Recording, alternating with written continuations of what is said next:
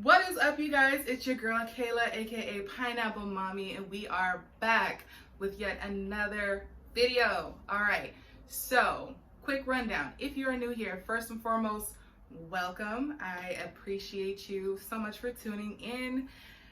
If you are returning, also welcome. I appreciate you so much for coming back. I appreciate every single one of you guys.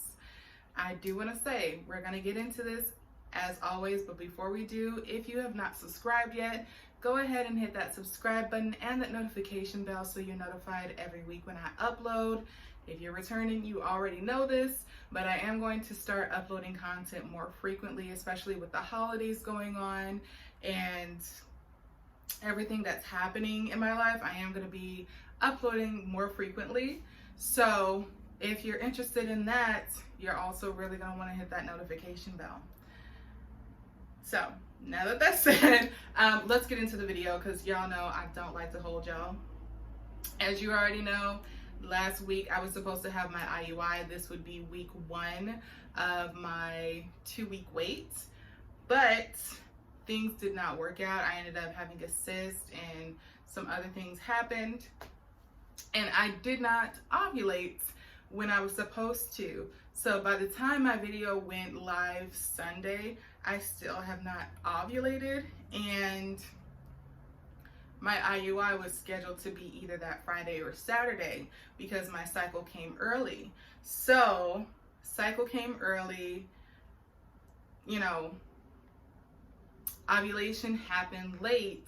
It really would have messed me up to have, or I really would have been wasting a vial basically had I done my IUI as planned anyways because of that. So typically I ovulate on cycle day 13, and so that means that with my period coming and everything else, Saturday would have been my cycle day 13.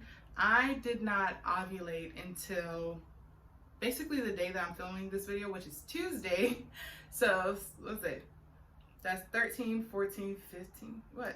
Day 15 or 16? Yeah, that is, I think, one of the very few silver linings that I'm finding in having to miss my IUI and having it canceled, is that I did not waste a vial. Then again, I could not buy a vial because my donor was out. So it is what it is. What we're doing now, though, since you guys already know all of that, what we're doing now, though, is we're continuing on getting my body prepared.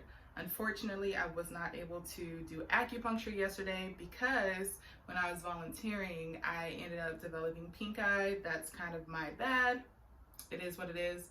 But with pink eye, even though it lasts for a few days, it is very contagious. So I take it very seriously. So I went on and just canceled it. We're scheduled again for next week, and so we'll be all fine with that. But one of my concerns is what we're going to be doing now, or that was my concern. What we're doing now is just still continuing to prepare my body. We are looking into alternatives for a sperm donor. By we, I still mean me and thankfully my team of midwife, acupuncturist, you know, my family that checks in with me. I'm just going to be looking for a new sperm donor and trying to figure out what route I want to go in. I did have somebody recently offer to donate their sperm, or rather their partner's sperm, since they're done having children, and that is something to consider. I will do a video on that, not necessarily on them by any means, because I do want them to be able to have their privacy, but more so on what that looks like, the things that I look for. I know I briefly talked about it, but since that video where I talked about choosing between a known and a anonymous sperm donor, I've had some people ask me some follow-up questions, asking me basically to go more in depth. So I'm doing some digging and some research so that I can do a more in-depth video for you guys regarding that. So that's what we have for now. My things that have changed, I can share with you guys that we are doing right now. I am on a pescatarian diet, which is fine by me, seeing as most meats except for fish make me sick. So my body was already kind of doing that.